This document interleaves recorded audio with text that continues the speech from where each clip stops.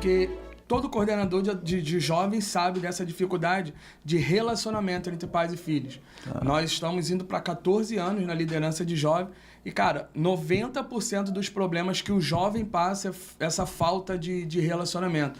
A gente sempre tratava muito os jovens, mas chegou um momento em que Deus nos direcionou para conversar com os pais e envolvendo toda a família. O Camilo, o Leandro, nesse caso aí, dá para se entender que vocês, na convivência, no andar, né, que vocês passaram de sendo coordenadores de jovens, de adolescentes, essa vivência toda, vocês começaram pode dizer assim, que vocês começaram a receber, né, orientação de Deus para tratar desse assunto de relacionamento entre pais e filhos, possamos dizer assim?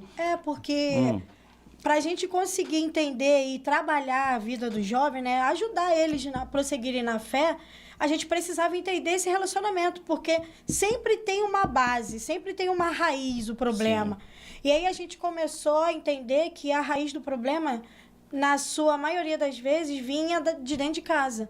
Então a gente começou a ser aliado dos pais e aliado dos filhos, né? Tentar fazer aquela ponte para poder melhorar a comunicação, melhorar a vida do filho, no caso, que são nossos discipulados, né? Entendi. E eu lembro bem, teve um gatilho, né? Foi a situação da Melissa, com 4 anos. Nós somos pais de 2 meninas, eu tenho que falar isso. Opa, fala aí, olha, não esquece não, como é um casal ou são 2 meninas? São 2 meninas. Tá, fala o nome delas aí. É Melissa Bourguignon, é minha mais velha, sexta-feira. Ela tá completando 11 anos. Eu já deixo, Parabéns para ela. Filha, parabéns. Valeu, Melissa. Deus te abençoe, tá bom? Você é uma princesa nossa, é um presente de Deus. E a nossa segunda filha mais nova é a Lívia, que tem 4 anos. Pô, legal. Lívia é pentecostal. Do Reteté? É do manto? Eita terra de glória. E elas foram despertar, né, nesse tema, nesse assunto de família. Porque quando nós sempre fomos envolvidos na igreja, sempre. Cara, era praticamente 24 horas, a gente respira trabalhar na igreja independente de departamento. Aí foi uma época que, aos 4 anos de idade, a Melissa meio que surtou, cara, dentro de casa. A gente se arrumando, normal, rotina de ir pra igreja.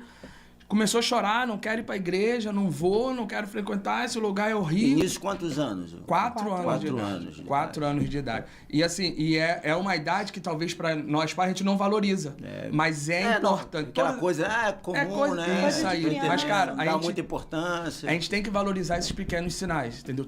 Precisa ser valorizado. Né? São os detalhes. Olha aí, pai, se liga, hein? São detalhes que a criança de 1, 2 anos, ela nos mostra que se a gente não valorizar, não ficar atento quando tá pequeno, porque a gente costuma falar, né? Todo problema começa pequeno. Não tem essa. E o problema pequeno, se ele não for resolvido, ele vai crescer, aí isso entra na adolescência, na juventude. Então foi algo que Deus nos despertou, um desespero terrível. E a gente se sentiu culpado, porque naquele momento a gente estava achando que estava certo. Ela ia para a escola dominical, ia para a igreja de segunda a segunda, mas nós aprendemos que a nossa prioridade, depois que elas nasceram, tinha a oportunidade, né, o dever de adorar no reino, de fazer parte do reino, mas a nossa prioridade era cuidar da nossa casa. Dá tempo, né? E virar essa chave... Dá atenção. Isso. E virar essa chave foi complicado, porque... Assim, na real, é difícil a gente fazer um devocional todos os dias. Quem tem criança sabe. É difícil orar todo dia. E isso foi complicado. Que a gente subia a monte, fazia a campanha. E teve uma época que a gente precisou parar, né? Paramos porque a gente precisa cuidar da minha casa. E isso virou a chave porque às vezes a gente se cobra muito de estar totalmente na igreja e esquecemos de cuidar da nossa casa. Mas o papel do pai e da mãe é cuidar da sua família. Quando a gente está cuidando dos nossos filhos, da nossa esposa, ou você, mulher, cuidando do seu esposo, você está adorando a Deus ali. Aí isso virou a chave que a gente entrou nesse... É isso aí. A gente entendeu que a gente não podia negligenciar esse cuidado com ela, né? Acompanhar ela mais de perto. E até porque se a gente quisesse fazer um bom trabalho no reino, a gente precisava cuidar disso bem aí. da família. Isso é bíblico, né, pessoal? Isso é bíblico. Então, pessoal, você está no podcast Café Abençoado. Nós estamos recebendo esse casal abençoadíssimo, o Leandro e também a Camila Bourguignon. Estamos falando do tema: quais as dificuldades de relacionamento entre pais e filhos. Você está aí vendo aí um pouco aí da história do Leandro e da Camila, como começaram e como surgiu aí a questão deles começarem a ver, né, a dar palestra, dar ensinamentos sobre a área de relacionamento entre pais e filhos. Vamos entrar no tema aqui agora, né? Temos algumas perguntas aqui, nós vamos entrar nesse tema aqui. A primeira pergunta aí, a Camila, não é isso? É a Camila ou Leandro? Leandro, vamos lá. Isso aí. Vamos lá, Leandro.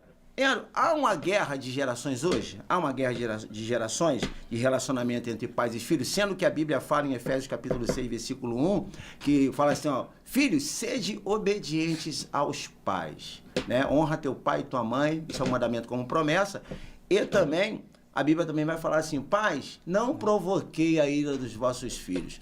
Dentro